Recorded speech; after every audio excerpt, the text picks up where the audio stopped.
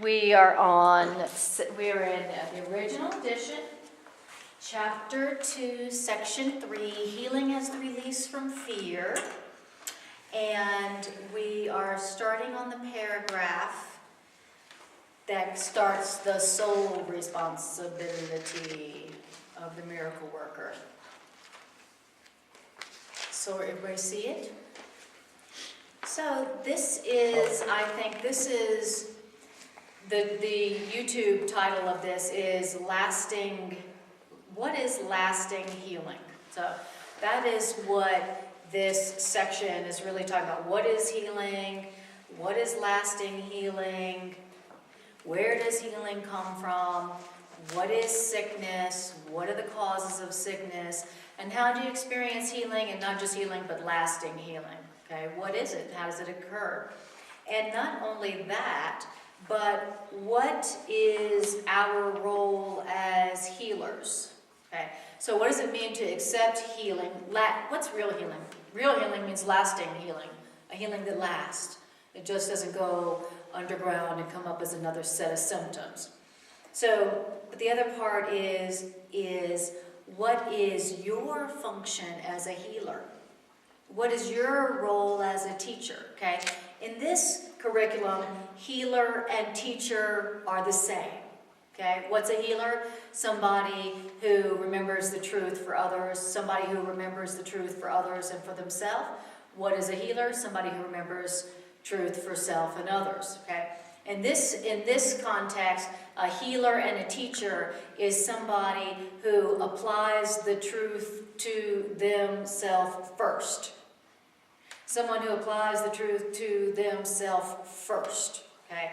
And once you have done your one responsibility as a healer or teacher by applying the truth to your own ego, your own problems, then you naturally extend that truth to others very effortlessly. All right? So be listening for what is my role as a teacher and healer, and also what does it mean to accept healing for myself. Okay, so now I'm going to find it for myself. Let's see. Okay.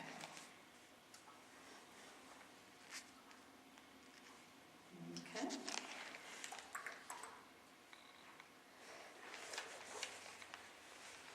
Okay.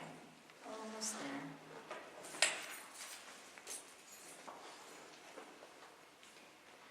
Okay, here we go.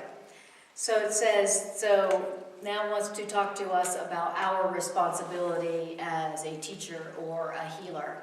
Okay, now, to be a teacher or a healer does not at all mean anything about a formal structure, a formal setting.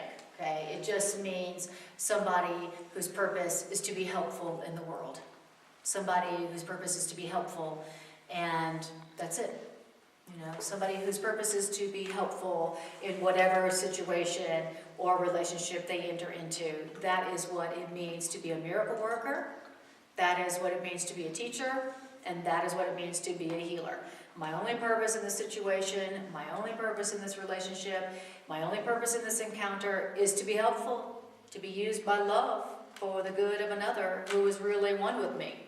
That's what it means to be a miracle worker, a teacher, a healer. Okay? I'm only here to be truly helpful. Okay?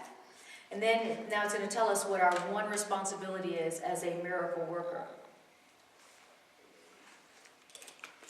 And that is to accept the correction, the ego correction for yourself.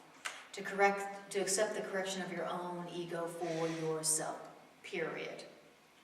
What does that mean? Accept the correction of my ego for myself as being my first responsibility. This means that you recognize that mind is the only creative level, which means that the mind's errors are healed by the atonement, which means the solution of undoing. What's the atonement? It's a plan that's not man-made. It was given by God to each of us, within us, and that it means that only the mind can be healed, and what does it say? That the mind's errors are healed only by the truth. Only by the truth. Only by the truth. The only level, what does it say? The only creative level is the mind, and that the mind's errors are healed by the truth. Okay. So that's what it means to say, I will accept the truth for myself. I'll accept the correction of my own ego first. And once you accept that the mind is the only creative level, and that the mind's errors are healed by the truth, then your mind can only heal. That's interesting. Once I accept the truth, that the only level, the only thing that's producing any errors, the only thing that's producing this problem, the only thing that's producing this sickness, the only thing that's producing this illness, the only thing that's producing this problem is my mind. The only creative level is here is my mind, my mind, my mind. And my mind's errors are only healed by the truth, and I accept that, then my mind can only heal. That's all it can do. Interesting. Can you imagine experiencing your mind as only healing and doing nothing else but healing? Once you accept the correction of your own mind, once you correct the errors within your own mind, which is the only place they are, then your mind can only be helpful. Isn't that beautiful? That's why your only responsibility as a helper, as a healer and a teacher is to accept the correction of your own mind, to accept the correction of your own errors, which are all fundamentally at the mental level. All my errors are fundamentally at my mind level, my thought level, all of them. Wow. Even if it doesn't seem like it. Now, it didn't say you have to believe that.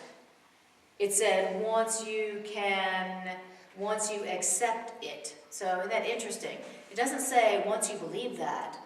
It says once you accept that. I accept that. I may not believe that completely, obviously, but once I accept, okay, yeah, maybe I don't believe it, but I do accept that the only level producing anything in my life is my mind, my thought level. I accept that. I accept that. Now, once I have accepted that, now my mind can only do good, can only be helpful. All right. So that's the first thing we want to tell ourselves about whatever we may be going through right now that we would like to have corrected, that we would like to have healed. We tell ourselves the truth about whatever we're going through. This is coming from the thought level in me. This is coming from the thought level in me. And the only correction of this problem is truth, is accepting the truth, true thoughts. That's the first thing we want to tell ourselves so that we can experience lasting healing, okay? And once we tell ourselves that, then whatever comes from our mind is going to be helpful to others, okay? So then it says something, oh yes, go ahead. Is that why then it is more powerful to, like, when you're asking the Holy Spirit to see something different and you're not seeing it differently, is it more powerful to, like, just be honest and be like, okay, obviously at some level I don't want to see this differently, and I give this over to you to correction, instead of like keep saying, oh, I want to see this differently, and you're not seeing it differently, Yes. and you're like, oh, well, I guess it isn't working. Exactly. If you are asking to see it differently, you're asking for the correction of this problem on your thought level, and nothing's shifting at all, that's when you absolutely have to go to the, okay, it can't be that the truth didn't work. It must be that I still do want it. I still want the problem more than I want the answer. And once you've told the truth about it, now your mind is really open to hear the correction. Yeah. You know. Okay. So it may be that you do want the thought correction for this physical material problem, but your ego doesn't, and you may be still slightly more aligned with your ego. And that's when you have to tell the truth about whom you must be siding with. Yeah. And be loving to yourself. Be patient and forgiving. Yeah. Right, okay. Thank you. And it says something really interesting as well about how to allow your mind to be the powerful healer that it naturally is. And here's how you do it. By denying your mind,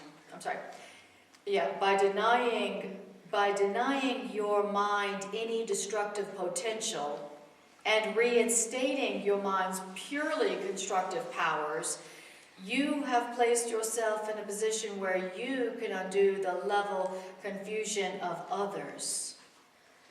Okay, so it's interesting. So here's an interesting healing approach.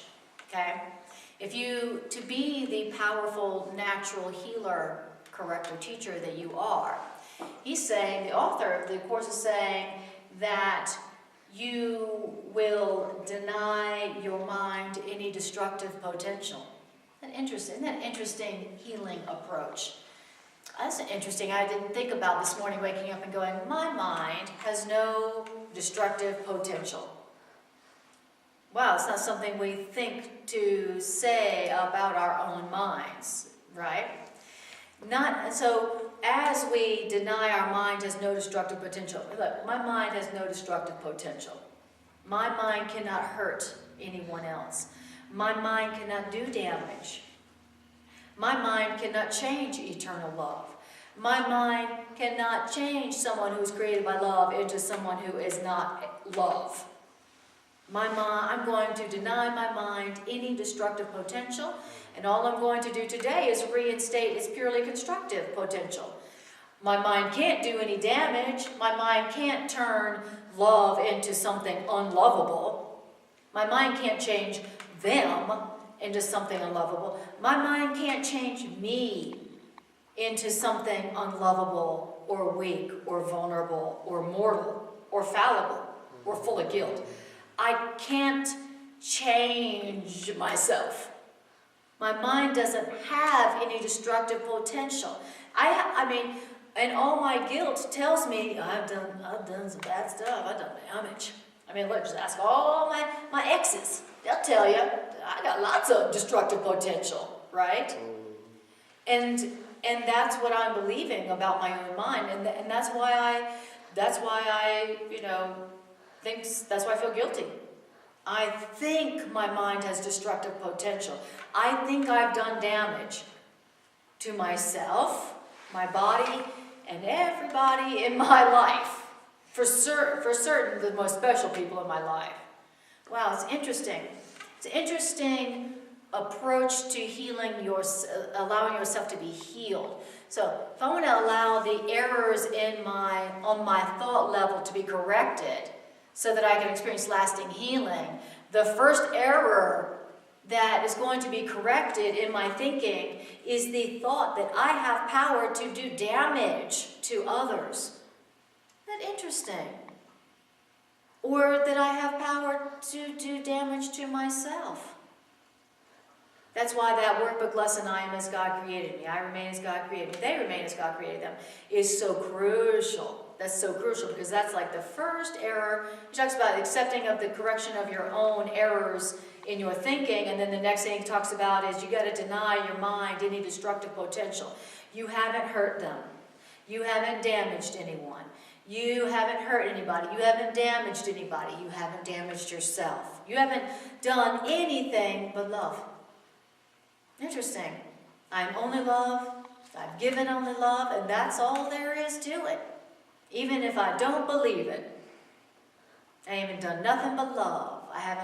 Anything but love hasn't really happened. Why? Because you can't change what God created as wholly loving and wholly lovable to something that's not lovable. You just can't do it. Your mind's powerful, but it doesn't have that power. Thank God. Interesting. And by remembering that your mind does not have any destructive potential, wow, by remembering that, then you remind other people that their minds are also similarly innocent and non-destructive.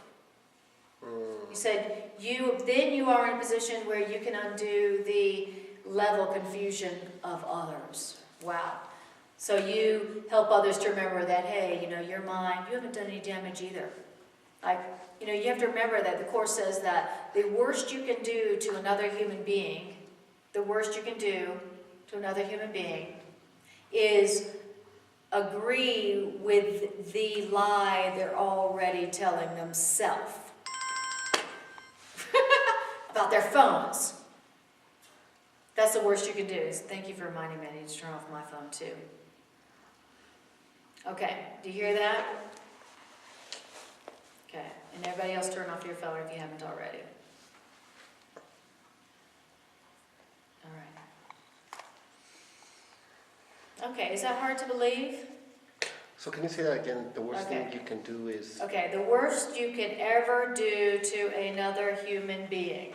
Listen well, because don't forget, all our guilt and shame and belief that we don't deserve it all of that comes because we think we've done damage. We think we have hurt somebody. All those times we had unloving thoughts, all those times that we were greedy, all those times we had attack thoughts, all those times we projected our own hatred onto them, all those times that we've done that, you can't project out guilt or attack and not feel guilty. It's not possible. Now you can tell yourself, I don't feel guilty, they deserve it, I am right. You certainly can tell yourself that, but it's impossible to attack or project guilt and not feel guilty. Why? Because the reason you had projected that attack, the reason you attacked is because you felt guilty. You tried to get rid of it because it doesn't feel good. Okay? So all those times that I attacked or judged in my mind, I feel guilty about, and those are all the reasons why my own ego unconsciously, secretly, quietly tells me I don't deserve it all. How could someone like me deserve it all? I haven't been exactly loving all the time. I've been really judgmental, I've been really critical, I've been really, not real loving all the time. And we all know people who aren't loving really don't deserve heaven on earth, right?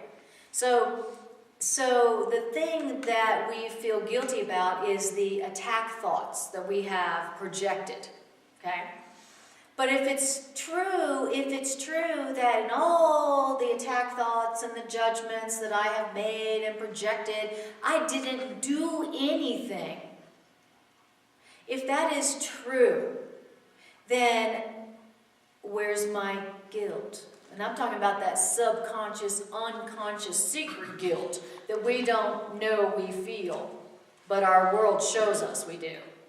Right? And so if I haven't changed anybody, anything that love created into something unloving or unlovable, if I haven't done it, then where's my guilt? It's gone. And what happens with me when my guilt is gone? What happens within me when my guilt is gone because I haven't done anything? What happens is all of a sudden the purely constructive potential of my mind comes into its own. Can you imagine experiencing the purely constructive powers of your mind? Wow. So we might go from using maybe 5% of your brain to, 20, 30, 40, 50, 60. Wow. And do you know what would happen with your life if you were using 20, 30, 40, 50, 60% of your brain? Your mind? Wow. You'd be having a good time. And wherever you go, wherever you went, you'd be doing good, good, good, good, good, good, good. That's all that your life would be. I went here and did good today, and then I went there and did some good, and then I went over here and did some good, and then I went over here and did some good, and the Course says, and then everybody whom you come among will be very happy to see you. They'll be like, oh, I'm so glad you came. Oh, I'm so glad you're here. I'm so glad you came. I'm so happy to see you. Everywhere you go. Everywhere you go. Thank you. Thank you. Thank you for that. Thank you. Because why? Because your mind, it has only constructive power. It has only constructive potential. Wow. And so when you accept that for yourself, you're teaching people, you're teaching people that their minds are similarly constructive, which means that their miscreations or their mistakes cannot hurt them. How? How would you like to teach other people that their ego and their mistakes cannot hurt them? Wow. What a powerful message. That's ultimately a powerful message. I know you've made mistakes. They haven't hurt you. They haven't done anything. You still, as love created you. You're still as powerful and as innocent and deserving and lovable and loving as the day you were created by God. Wow. That's what you're going to be effortlessly demonstrating to people everywhere you go. Not bad, eh? And you think they won't be happy to see you come among them? They'll be thrilled. Well, and what's really more powerful for me is to know that my mistakes haven't hurt others. Exactly. That's right. Because Exactly. that's where like my guilt lies. I know, us good Virgo folks. Oh, Yeah? yeah. What we've done to others. Yeah. Yeah, exactly. I don't hate you, I just hate myself. Yeah, exactly. The good martyrs that we are. It's interesting. He talks about that the only level that can be sick is the level of the mind. The only way to heal is to correct at the only creative level, which is the mind. And then the first error in your mind, in your belief that needs to be corrected, is the belief that you can and have done damage. Ouch. And that's like, wow, you're right. It's interesting. It goes right to that because that is at the core level. You can see that that's like a core or fundamental mistake, right? And so we've got to remember that what is created by God, which is every living thing, was created by God and not us, which means it can't be changed by something that God didn't create, like the ego, like your ego, like fear. It can't be, what was created by love can't be changed by an ego. Wow. So the most I've ever done is, agreed with somebody's ego about themselves. But that didn't change them. Nothing happened. They were already believing that they were a vulnerable body that could be hurt, and I agreed with them, and that's it. I didn't make them believe anything. I didn't do anything to them. I just happened to agree, which ain't great, sure ain't helpful, but I didn't change them. I didn't change their core. I didn't change their being. I didn't change their potential. They still have the exact same potential, which means that they can change their mind in 1 minute and change the world in the next. They still have that full potential. Wow. And there's the end of my guilt, and there's the end of all the stories I tell myself why I can't have it all and be it all right now. That's the end of all my reasons. You know all the reasons why I can't be happy now. Because I can't have a wholly healed relationship now because and I can't, have my dream career function now because, in other words, all the reasons why I tell myself it has to wait, it has to wait, it has to wait until I get this and change that and get that, right? It's all the reasons I tell myself I have to wait to deserve it. Well, of course, that's the only reason why you would believe you have to wait to deserve it or change to deserve it is because you think you're guilty now. Because you think you don't deserve it now. So I see how it's super important to accept, to deny my mind any destructive potential and reinstate its purely constructive powers. Interesting, huh? All right. So the constructive powers is when you start thinking about love. Yes, exactly. When you are, what'd you say, thinking with love? What'd you Thinking say? about. Thinking about love. Yeah, That's right. just thinking on the side of love. That's right. Whatever you're thinking negatively towards whatever, just flip it. That's right. And then that's a constructive. You actually created a new That's- thought. You chose a new thought. That's You exactly created right. that. That's more constructive versus being on the negative side, Exactly. which is the destructive. Yeah, right, in this case, constructive meaning creative. So when you're thinking along the lines of love, then now your mind's being creative. Whereas if you're not thinking along the lines of love, you're not being creative. Your mind isn't being creative. It's being destructive. It's believing that it's being destructive. Exactly. Exactly. And so when you're accepting the correction of the errors in your mind, all you're doing is accepting the errors in your mind that tell you that something is deserved besides love. That something is warranted besides love. That's the errors. Well, I keep noticing in this chapter that there's one sentence that the theme keeps repeating through the whole thing. Denial of error is a powerful defense of truth. Yes, that's right. That's right. There's no error. Mhm, There's denial no of error. Over and over. Exactly. It keeps going over this stuff. Exactly. Explaining that sentence in a different way. And exactly, and in this case, denying the error means denying the error has any power. Denying that it has any power over them or over you. Exactly.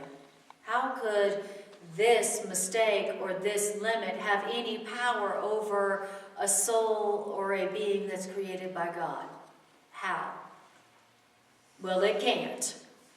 And when you accept these truths, then your mind then gives the message to others that their minds can't change reality, can't change love into something unlovable.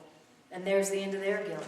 And there's the return of the creative power of their minds. So I want to allow my mind to become constructive again. And I want my mind to return to its true creative potential, which is literally unfathomable to me at this point. I mean, listen, this is humans. Look how far we've come in the last, 200 years. Just think about it. In 200 years, look how far we have come in our technological advances. I mean, so far, so fast, it boggles the mind. That's us humans using maybe 5% of our brain power, right? What if we were really to allow our minds to return to their true creative potential? You know, all the problems we see in humanity now, they'd be gone like that. Just like energy lack, what? That's a joke. Disease, lack, poverty. What disease, lack, or poverty? What? You know, because we would have returned our minds back to their creative potential, which is unlimited. Wow. That's what I'm going for. So at times when, like, I'm in that place where I'm like in real negativity, real guilt and shame, and no matter what truth I try to tell myself, it doesn't work. I'm like, seems like I'm bogged down. The truth about it is not that that's true, but that at the moment I am more willing to side with the lie of the destructive mind, with the lie, than with the truth. That's right. And all I need to do is change my willingness. Exactly. It's exactly right. Change your what? Willingness. Mm-hmm. Exactly. And next time you perceive your ego, doing its ego thing, judging, criticizing, condemning, or feeling guilty, or being upset about your own mistakes. You know how we sometimes brood upon our own mistakes or our own ego and go, God, I'll never get beyond this. Oh my God, I've been dealing with this so long. Oh my God, I can't believe I'm still dealing with this. My God, have I learned nothing? Right? Tell yourself, this is nothing. This is nothing. This is nothing. This is nothing. I mean, and now you will be telling yourself finally the truth about it. This is nothing, meaning it's not doing anything. All it's doing is all it's doing is shielding you from the truth or shielding you from light. It's not hurting the light, it's not putting out the light, it's not dimming the light, it's not covering the light. All it's doing is just making it so that you don't see it. But that's nothing. That's not doing anything. When I do this and I block out the light right there, am I really doing anything? I'm not doing anything except keeping myself from seeing what's there. That's it. So tell yourself the truth. This is nothing. This is nothing. I am doing nothing. This is nothing. Nothing is happening. Nothing is happening. I mean, that's the last thing we think to tell ourselves when we're struggling or in conflict or angry or upset. That's the last thing. And if, God forbid, if someone should tell us that's nothing, oh, God, forget about it. They're not our friend anymore. Don't tell me my problems are nothing. Don't tell me they didn't do anything. Don't tell me, something happened. No, nothing happened. Right. And you should be thrilled. You should be like, yeah, thank you. God, I was feeling so guilty and so angry because I thought something was happening. We should be jumping for joy to hear there's nothing. Nothing. It's really nothing. Nothing has happened. Nothing has happened except you went like this. That's it. Nothing has happened except I went like this and closed my eyes and had a fantasy on the other side of my eyelids. or in whatever, in my brain. All right. And it says then that by affirming this truth that their minds are not destructive, but their minds are still constructive, the miracle worker, that's you, releases their mind from over-evaluating their own learning device, which is their body. And it restores their mind to its true position as the learner. Okay. So when you remind them of that truth about themselves, then they stop over-evaluating their body. All of a sudden their body is not so important. Right now I'm upset, I think something has happened, which is the same as saying I have over-evaluated my learning device, which is my body. Okay? All right. I'm thinking that whatever my body does is real and that's something. Well, no, it's not. It's just the learning device. Just like I wouldn't get upset, if I've got a pencil and something happens to my pencil, I'm not going to freak out, meaning I'm not going to over-evaluate my learning device. Okay? It's just a learning device. I'm not going to freak out if my pencil breaks, right? Or if someone takes my pencil. Same thing here around the body. Then it says, it should be emphasized again that the body doesn't learn any more than the body creates. As a learning device, the body merely follows the learner. But if the body is falsely endowed with self-initiative, then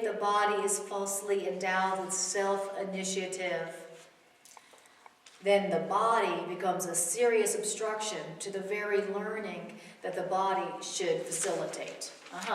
My body's just supposed to be facilitating my learning. That's all it's supposed to do. Help me learn, help me learn, help me learn. But how have I been using it? I have been endowing my body with self-initiative. I always say, my body gave me a headache. My body gave me a stomach ache. My body is making me feel this way. My body is sick. My body is sick. My body is getting me love. My body made me lose love. My body is making me feel this way, right? That's me endowing my body with self-initiative. Wow. Now, when I am endowing my body with self-initiative, and I'm telling myself my body is choosing to feel this way, my body's making me feel, your body's making me feel this way. And I'm telling myself about my body. Now my body is an obstruction to learning. Now I can't learn. Now I can't grow. Now I can't heal. Now I can't learn. Now I can't grow. Because I am thinking that my problem's coming from my body. That my body's making me feel this way. My body is sick. And my body. Wow, interesting. So you can't learn if you endow your body with self-initiative. You can only learn when you go, all right, the only creative level here is my mind, my thinking, and let me go there, let me go there, let me go there. Oh, yeah, and my mind has no destructive potential. Yeah, right? Now, my body is not going to stand in the way of me growing, learning, healing, evolving. Interesting.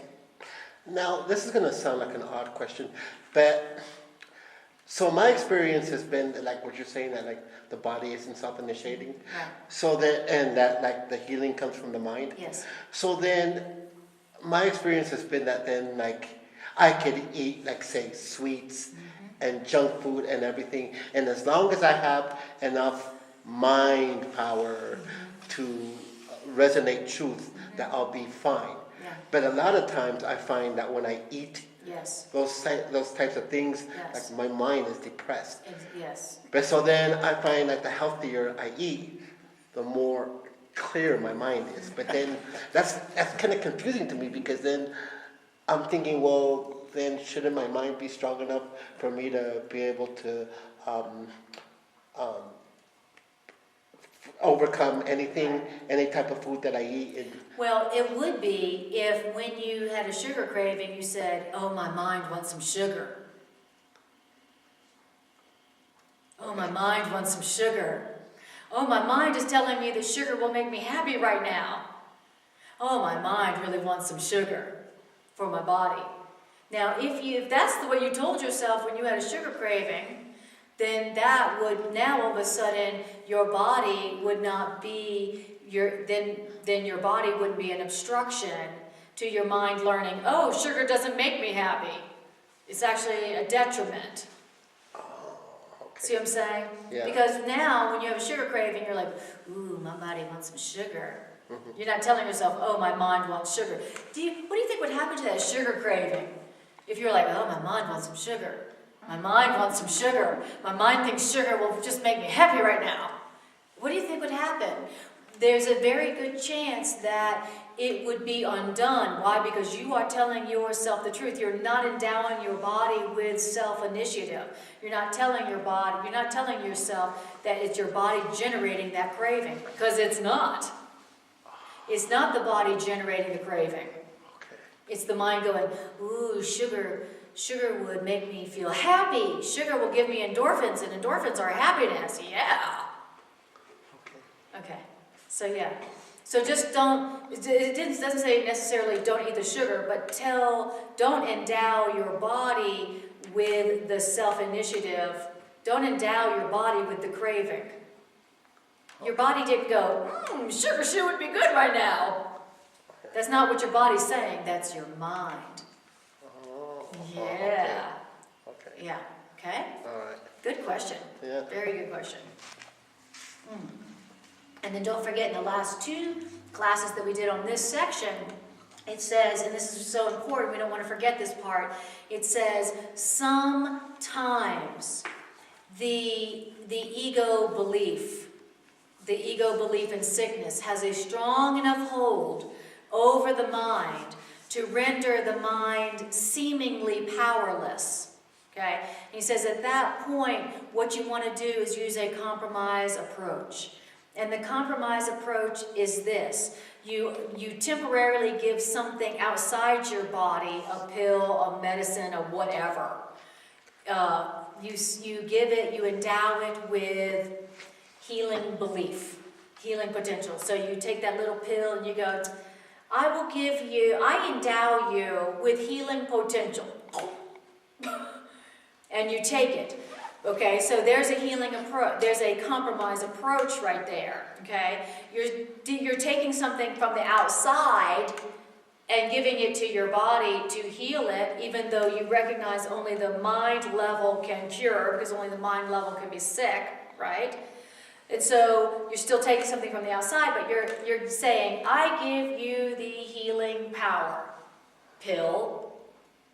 See that? So he says, so sometimes, listen, if you would be too afraid right now to use your mind only for the healing of your body, you are not asked to use only your mind. You're asked to use your mind, the truth, and a pill, and a herb, and a whatever. Okay? Compromise approach. Because right now, it would be too frightening for my mind to take nothing from the external, to take no medicine, to take no herbs, to take no healthy food. That would be too frightening for me. Okay? And if I increase the fear in my mind, I'm decreasing my mind's potential to heal and to be corrected. So I need to take something from the outside, give it healing potential, and go for the healing on the mind level, which is the only creative or healing level. Does that make sense? Yeah. Okay. If you have any more questions about that particular concept, like, well, what about medicine, go back into the earlier parts of this section. Okay. All right. Then it says, only the mind is capable of illumination, which in this case means learning. The soul is already illuminated, and the body in itself is too dense to be illuminated. The mind, however, can bring its illumination or learning to the body. How does the mind bring its own illumination or learning to the body? How?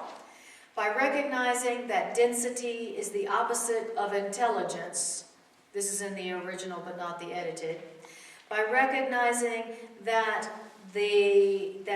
density is the opposite of intelligence, and density, the body, is therefore unamenable to independent learning. Isn't that interesting? That this is in the original. We're in the original edition, okay? And we're in chapter 2, section 3, healing as the release from fear. And we're in the paragraph starting, it should be emphasized again. All right.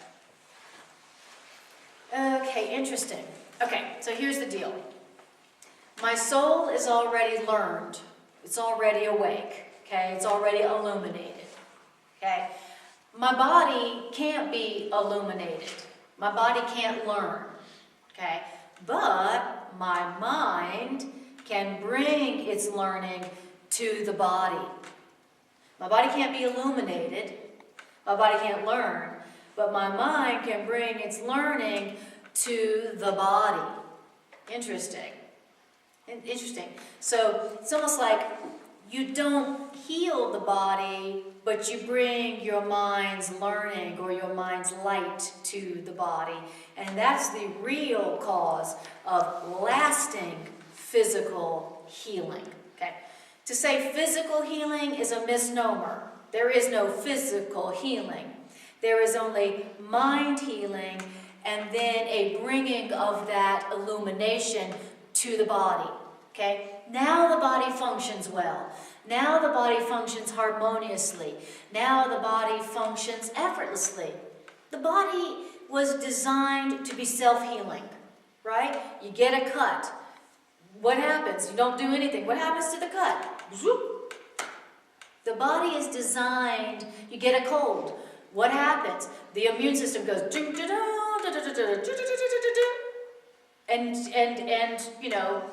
and eats the virus, right?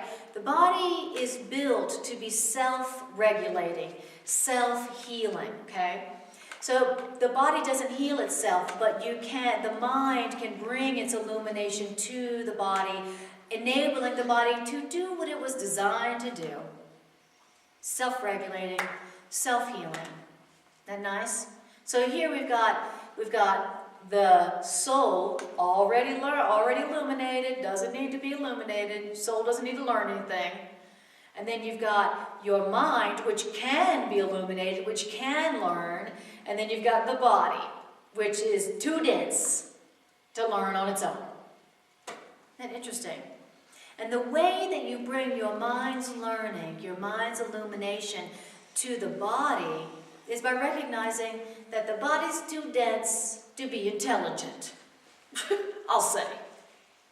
It's interesting. The body is too, what does it say? And this is in the original but not the edited.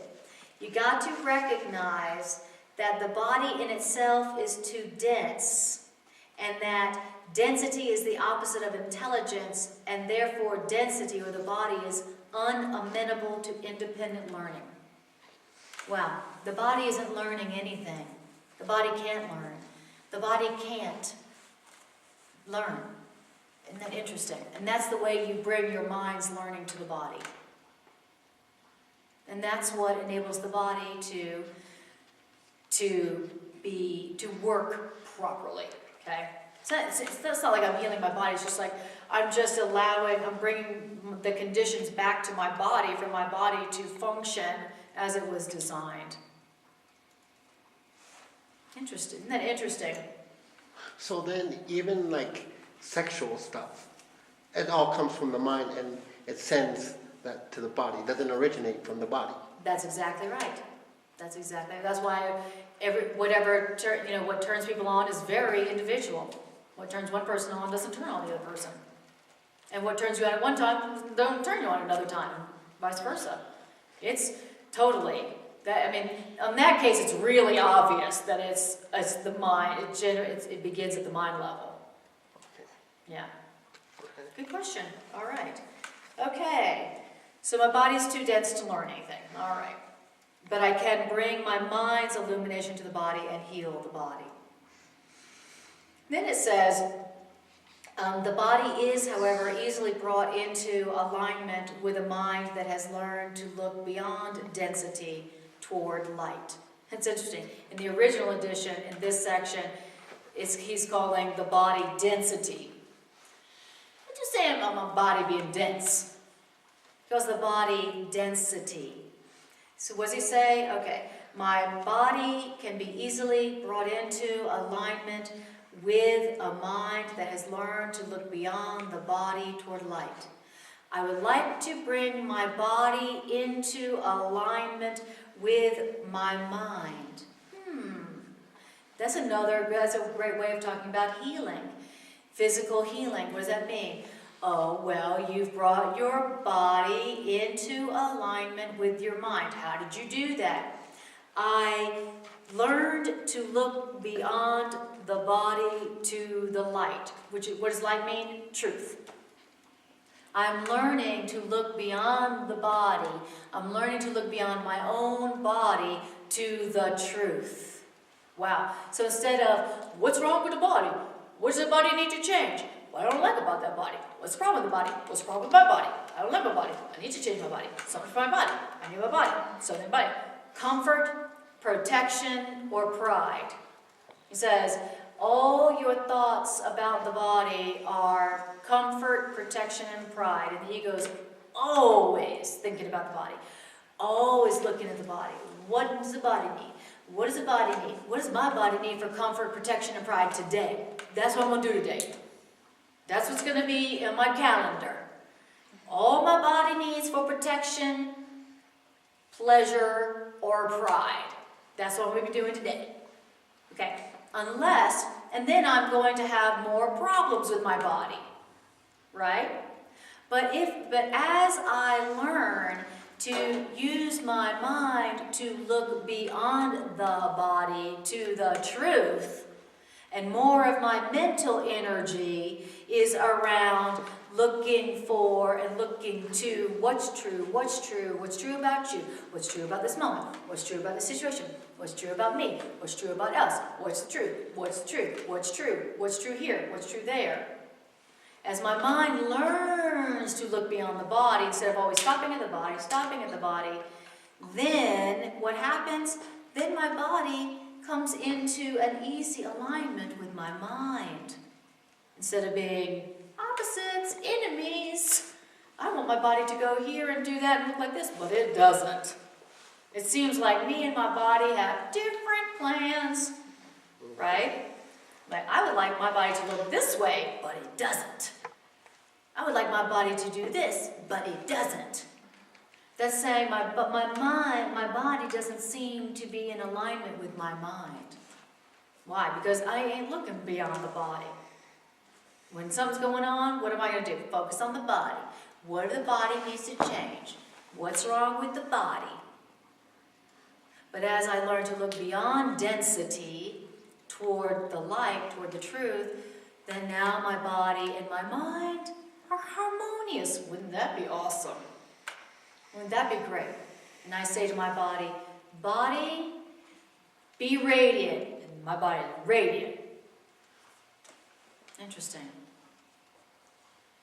All right, so this great instruction about how to bring the mind's illumination to the body. Wow, that's a great goal. I'd like to bring my mind's illumination to the body. Okay, any questions or comments on that? Yeah, so, like, okay, losing weight. And, like, a lot of, like, the majority of people go about it as, like, eating right and exercising. That's right. And it's something that's, like, a struggle and an Yes. effort and blah, blah, blah. But, I don't know, I just got a glimmer that maybe that's, like, the opposite. Because the actual way is, if it all comes from the mind, That's right.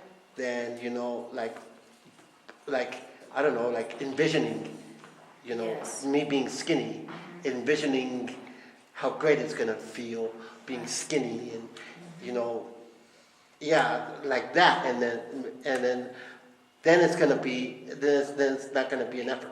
Yeah, exactly. And then your body is naturally brought into alignment with your mind, right? So, and in this case, like going even beyond the body, even beyond the skinny body. Yeah, your mind still needs to go beyond the body, even a skinny body, right? And so what I'm going to try to do is I'm going to try to look beyond the body to the truth, to my truth. So maybe I'll do my workout and I'll envision my skinny body, but I'm also going to take time to look beyond the body altogether to what is my truth. Am I a body? Oh, I'm not a body. What am I? I'm a spirit. What kind of spirit? Deathless, guiltless, free, no destructive potential, only constructive potential. I'm going to send my mind beyond density, beyond the body, to the light, to the truth. So, you know, I'm going to do the compromise approach. I'll do my little skinny body affirmations, do my little diet, and envision the body I want, but at the same time I'm going to teach my mind to learn to look beyond the body to the truth. Who am I? Who are they? What is true right now? What is the truth of the matter now? What is the truth about me? Oh gosh, I don't even have a body. Now, that's a pretty good weight loss program. I'm not a body. Wow, you just lost some weight right there. A lot. I don't even have a body. That's the truth. And as you learn to use your mind to look beyond the body toward truth, then that's how all of a sudden you bring your body into what kind of alignment? Into easy alignment. You easily bring your body into alignment with your mind. I'm thinking about truth. I'm thinking about truth. I'm thinking about how I'm not even a body and they're not a body, and all that our bodies have done is really nothing. Hasn't affected nothing. Reality is still true. Truth is still true. Love is still all there is. And literally, can you imagine if your body comes into alignment with that? What's going to be happening in your body then? My body comes into alignment with that. Now you will be experiencing your body as what the Course says is possible to experience in a body, and that is a beautiful lesson in communion. What would that feel like? How you doing today? God, I'm telling you what, having a body is like experiencing a beautiful lesson in communion. Okay, I'll have what she's having. That's when you are training your mind and learning how to look beyond the body toward what's true about you and in the situation, then your body is easily brought into alignment with that mind that is looking for and at the truth. That's what I want. A body that is in, it's an interesting thought, I like that. It's a great healing thought. What would a body that has been brought easily into an alignment with a mind that knows the truth, a mind that's illuminated, what would that body look like and what would it feel like? Whoo-wee! Just like this. It's when I stop thinking about my body and I stop making all my plans around my body and I stop basing my identity on my body and I start basing their identity on their body, then guess what kind of experience of my body I'm going to have? It's going to be good. It's going to be like, it's so good, it just feels like communion. It's just what a helpful learning device I have here. The Course says it will be nothing but a serviceable teaching device. A serviceable, what's that phrase? A serviceable learning device or something like that. What a great learning device and it's serviceable. It's serviceable. It's still going to need service, but that's all it is. It's just a learning device that, I go and I get a tune-up every once in a while. And I may call that tune-up different things. I may call it, a vacation. I may call it great sex. I may call it having a great meal. I may call it working out. It's serviceable. I'm going to go service my teaching device today. And then that's all it is, instead of who I am and who they are and my life, my value, my worth. That's how the Course says we've made our bodies sick. We don't go, oh, it's just a healthy, serviceable learning instrument that's just here to help me learn to wake up to what the truth is. The reason it gets sick is because I'm not looking at it like that. I'm like, do I look all right? Do I look okay? Do I look all right? I associate my worth and my value with how it looks. Isn't that the craziest thing you ever heard? I mean, when you hear me say that, isn't that the craziest thing you ever heard?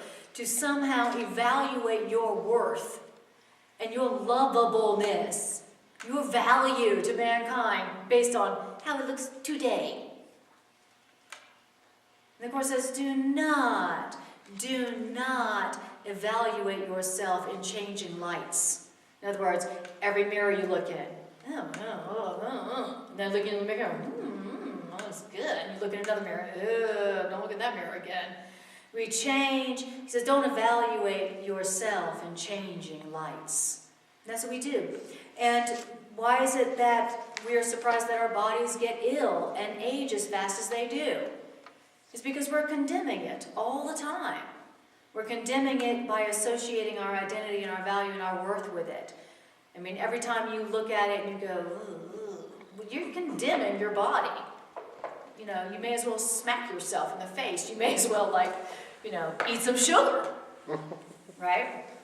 So what we're learning how to do is we're teaching our mind to look beyond the body, look beyond the body, look beyond the body, look beyond the body. What does it mean to look beyond the body? What does it mean? Oh, well, whenever you look at the truth, whenever you look toward the truth, you are looking beyond density. You've heard, go west, young man. Look beyond density, young man. Look beyond density. Whenever you look for truth or you look at truth, you are looking beyond the body. Isn't that nice? That's why reading A Course in Miracles is such a fabulous healing and, body improvement device.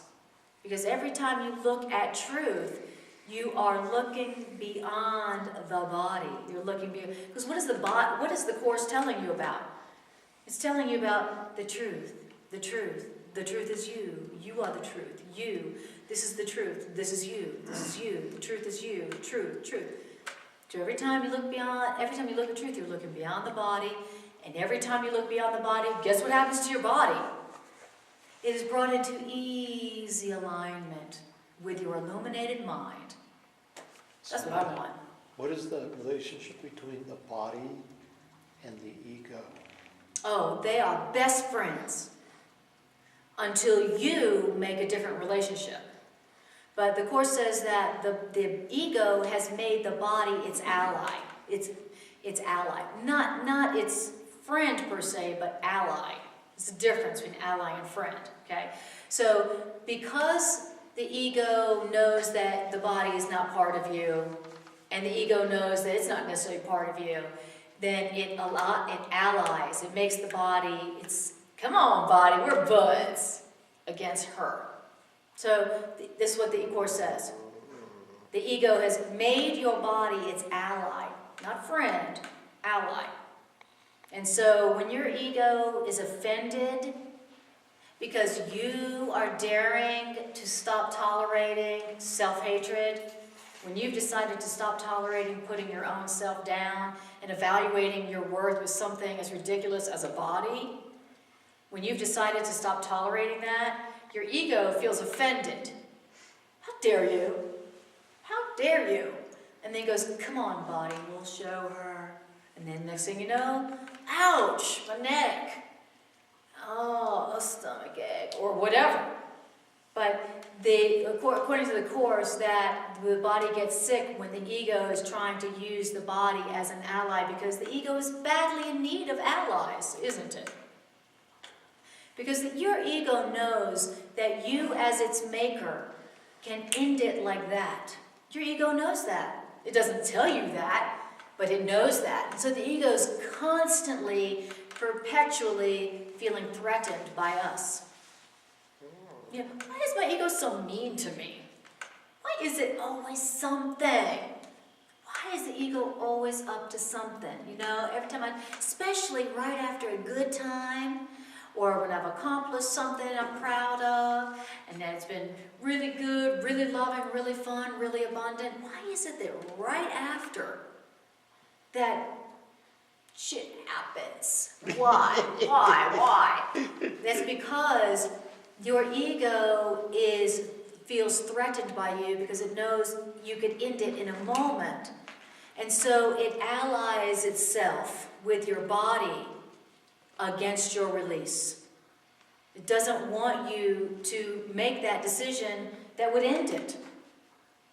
And so it buddies up with your body, and it goes, come on, body, come on. How about a stomach ache? How about a disease? Come on. Right? We'll show her. And that's, according to the Course, that's how it goes. And that it is truly not an accident, and it wasn't the body's idea that came up with that. It was the ego in your mind that began to use the body. Now, what the Course is teaching us how to do is how to use our body in a different way, and how to bring the body into alignment with your soul, so that now your soul is using your body. Now, that's what the Course is teaching us. Hey, listen, if you will take your perception beyond the body, beyond density, then guess what? Now your soul will be able to use your body. And what your soul does with your body is it makes the body into a beautiful lesson in communion. How's that? And what's a beautiful lesson in communion? What's a body being used as a beautiful lesson in communion? It's where your body becomes a touchstone to the holy thoughts of God. Anybody who comes near your body get a vision, or hear the truth, or just feel better. It's a lesson in communion. Once they come to your body, it's like an altar, communion. And they come into your body, it's like coming to an altar to what? The holy thoughts of God, a touchstone, an altar, communion. That's what I want to experience. So, if according to the Course, like, we look beyond the body, and we look at ourselves beyond the body. Yes. So then, society's beliefs that, about, the importance of, say, sex and intimacy and all that, then if there's, a strong resistance to look beyond that and to want to hold on to that, then that's just a sign where you have idols, right? Yes. where That- your idols are at. Exactly. Your idols are all the places you don't really want to look beyond the body. Because you're still trying to get something of the body. Exactly. Yeah. And so when you recognize that you don't have a willingness to look for what's the truth, like it's like this, when I'm suffering relative to something in my body, which is pretty much everything, right? When I'm upset, what am I upset about generally? Am I upset because I haven't spent time communing with God today? Is that ever my upset? I'm so mad at myself, I haven't communed with God today. No, you're upset about something about the body. Okay? And so when you find yourself upset and then you link it with you are looking at the body, and then you go, okay, I'm going to try to have a better experience here within my body, relative to my body, by I'm going to stop thinking about my body for just a bit. 5 minutes. I'm going to stop thinking about what I wish I had in my body, what I wish my body hadn't done, what I wish my body would do, what I wish their body would do differently. And I'm stop thinking about that for 5 minutes. And I'm just going to focus on something that's beyond the body, the truth beyond the body. Okay, that's what I'm going to do for 5 minutes. Okay, that is the best way to answer the whole body conflict, whatever it is, whether it's about sex or weight or health or whatever. You know, take your awareness beyond it for a short time and remember that you are not a body. That is not your reality, that is not your worth, that is not your identity, is nothing. And the Course says this is the main healing mantra relative to the body, and it's this. It's very shocking. The body is nothing. And until you are saying that about the body, then you do not know the truth about the body, and your body will suffer. Because until you say the body is nothing, you don't know the truth about the body. But when you've said the body is nothing, you have said everything about the body that enables it to stop being such a block to peace. Now, my body is a block to my peace because I think it's more than nothing. Isn't that crazy? That's why my body is suffering. I think it's more than nothing.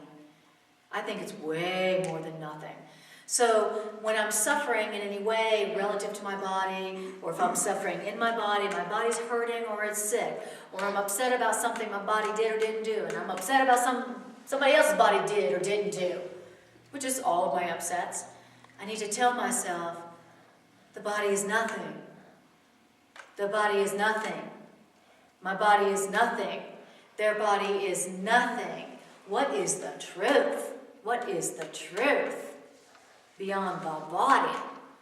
As my way to bring my body back into an easy alignment with an illuminated mind, a peaceful mind. Wow. And the crowd just went crazy when they heard the answer to how to have a body brought into alignment easily with a peaceful mind. Don't tell me to say the body is nothing. I mean, maybe my body's nothing, but their body ain't nothing. It's something. And believe me, what they do with their body, that's something. And that's why I'm so upset. All right, so should we stop? Is this a good place to stop? Would you like me to stop talking about how the body is nothing? Wow, one person in the back, no. Yes. I actually have a quick follow-up Okay. question. Because, see, I still have that idea of that God is somehow forbidding people from enjoying things of the body. But what I'm starting to realize is that maybe if we allowed the things of the body to be put in perspective, in the sense that that's not our identity, and we could enjoy it like an actor enjoys his role, and we could take it or leave it. Yes. God will let us have it.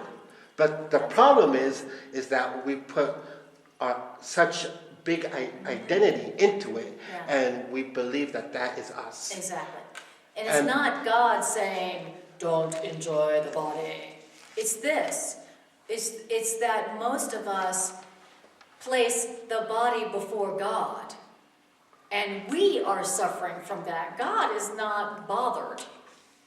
You know, God isn't offended. How dare you put the body before me? I'm so offended. You know, as if God has a diva ego. Right? But we are offended. We are hurt by making the body God, putting the body before God. And we have done that. Have we not made the body God? Oh, tell me, body, how do I feel? Oh, tell me, body, what do I have? Oh, tell me, body, what are my powers? Oh, tell me, body, what's my value? What's my worth? Oh, tell me, body, am I lovable today? Let me look in the mirror. No, I'm not. I need a facelift. We have so made the body God, and the Course says that's why it suffers. That's why it gets sick, and that's why it dies before it really should, before it needs to. You know, there are some masters whose bodies stay alive for, 100 plus years. You know, but it's us making the body a God that makes it suffer. And there's only one way to stop making the body a God, and that is to learn to send your mind beyond the body, to look for truth beyond the body. At least a few minutes every day. Or at least when you're really suffering and you need some relief. Right. What were the three things again? Pride, comfort. Pride, pleasure, and protection. Pride, pleasure, Say comfort. comfort, protection, and pride. Those are the three. Protection. Those are the things that the Course says we use our bodies for. No, he says, what plans do you make throughout the day that don't involve the body's comfort, protection, or pleasure or pride? You know, what plans do you make during the day that don't involve that aren't for that? Let's see. What plans did I make today that didn't involve my body's protection, pleasure, or pride, or comfort today? Well, I'm here. Hey, all right. I read my lesson today. Woohoo! See? So, and that's what the Course in Miracles as a curriculum is brilliant at. It enables you to do this, to teach your mind how to look beyond the body toward the truth. That's what the Course in Miracles is helping you do. You know, and it's 365 daily lessons. Okay, now we're going to sit for 5 minutes again, and we're going to learn we're going to teach your mind how to look beyond the body toward truth. 5 minutes, okay? 5 minutes. That's what it does. And so the Course in Miracles is essentially healing. It's the ultimate healing manual, in my perception. If this is healing, and that's what the Course does, then this is a manual in how to bring your body easily into alignment with a peaceful mind. Wouldn't that be great? All right, you guys, let's stop here. Let's do our love offering. If you wouldn't mind sending that basket around, thank you so much for your financial appreciations, expressions of appreciation. If you want to learn more about my holistic counseling practice, go to Kujawa.com, where you can schedule a Miracle Psychotherapeutic session with me, Skype or phone. All right. It is 9:01. If you need to go, you may. You are innocent. However, if you don't have to go, I'm going to do an integrative meditation for 2 minutes. Okay. I really appreciate you guys being here. I appreciate you guys being here, helping me to hear the truth and helping everybody else to hear the truth. And I appreciate y'all's questions and your feedback, because whatever you say or whatever you ask is something that somebody else needed to hear, including myself. So thank you. Thank you, thank you, thank you. All right. So go ahead and close your eyes. It's so funny. The name of this song is Healing Circle. It's funny. a non-coincidence. All right, close your eyes and just tune into how you feel right now.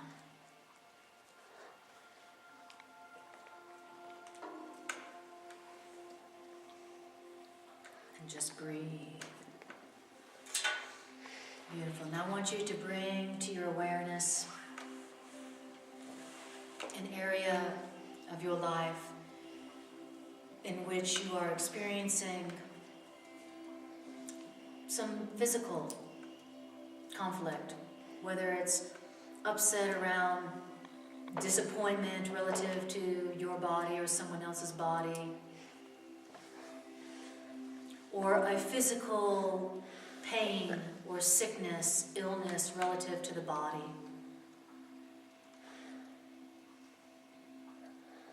And if it moves you, if you can think of somebody who is experiencing what appears to be a physical illness,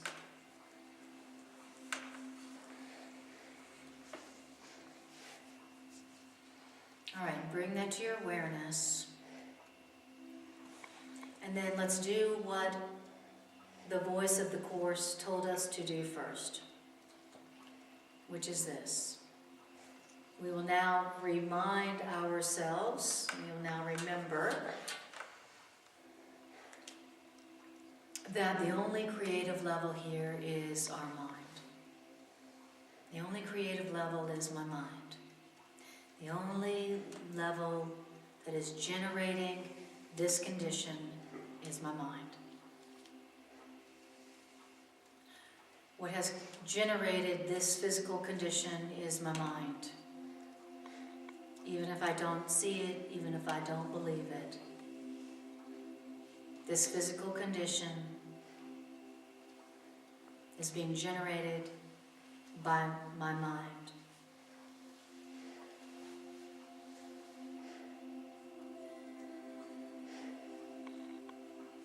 And so I ask for the correction of my mental errors at this time. I ask for the correction of the thoughts that are generating this physical condition.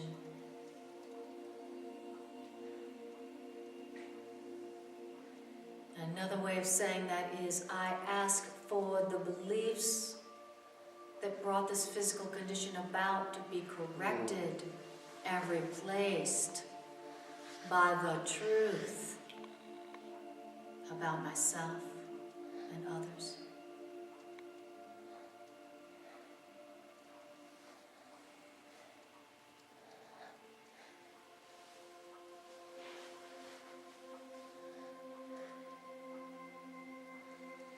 And just breathe that in.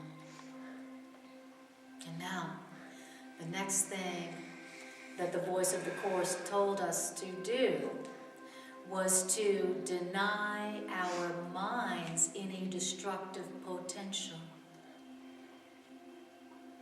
And so we tell our minds the truth.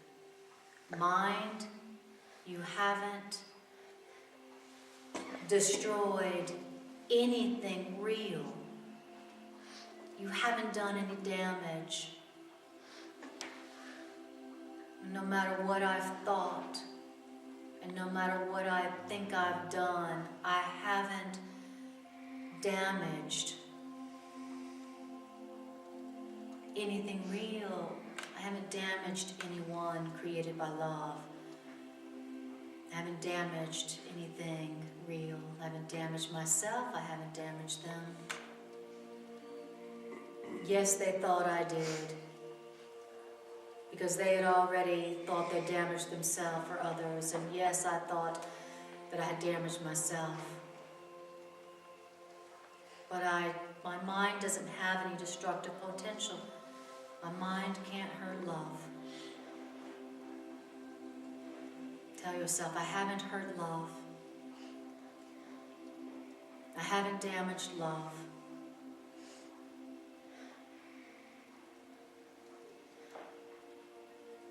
And I want you to bring to your awareness someone whom your ego tells you you have have damaged.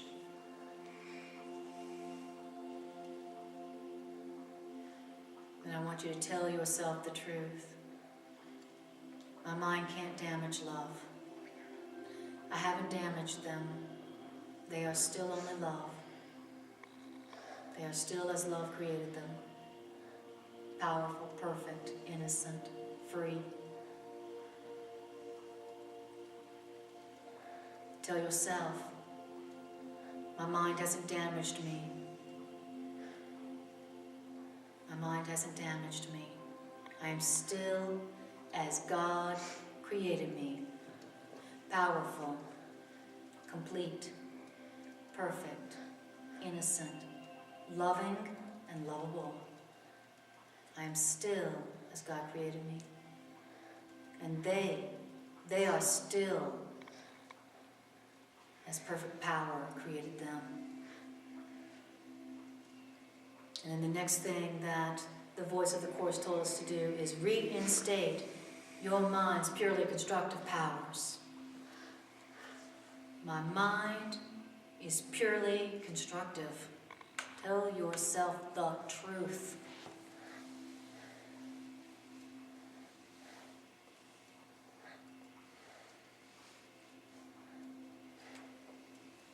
And now the next thing that the voice of the Course told us to do is to send your mind, to have your mind, tell your mind to look beyond the body.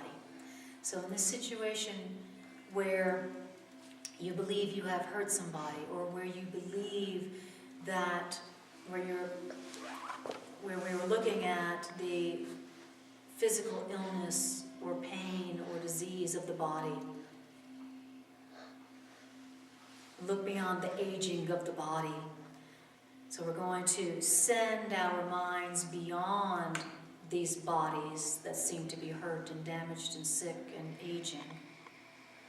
We're going to send our minds beyond the body to look toward the light, the truth. So I want you to send your mind beyond your body and beyond their body and ask, love, what is the truth? What is my truth? What is their truth? What is the truth in this situation? What is the truth beyond my body? What is the truth beyond their body? And then see what you see. Notice what you feel.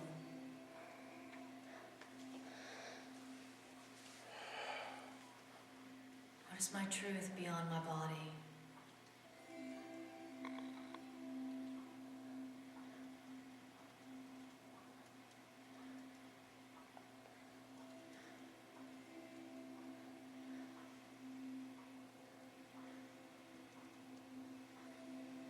What do you look like without a body?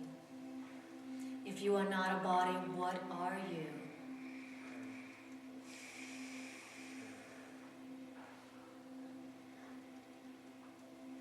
Can you see yourself as light? Can you see yourself as love? Only love. Can you see yourself as forever, lasting forever? Can you see yourself as free? See it.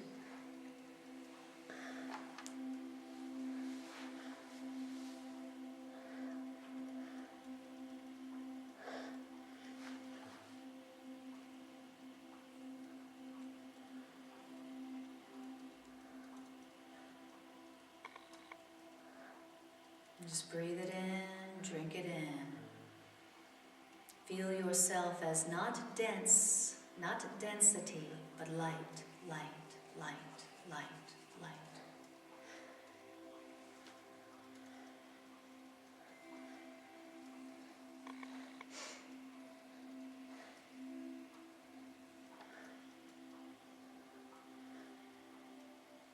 feel the light that you are moving beyond the dense boundaries of your body, moving out beyond the small, infinitesimal boundaries of your body. See yourself as light moving beyond it, beyond it, beyond it, out, out, out, out. Filling the room,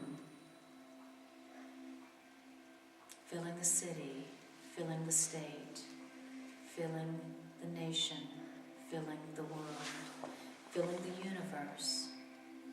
Light.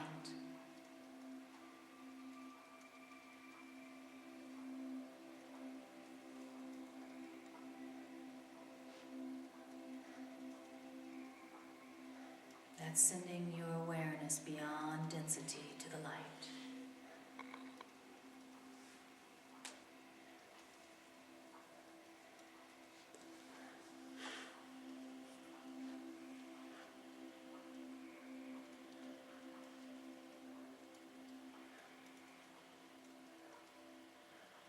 Beautiful.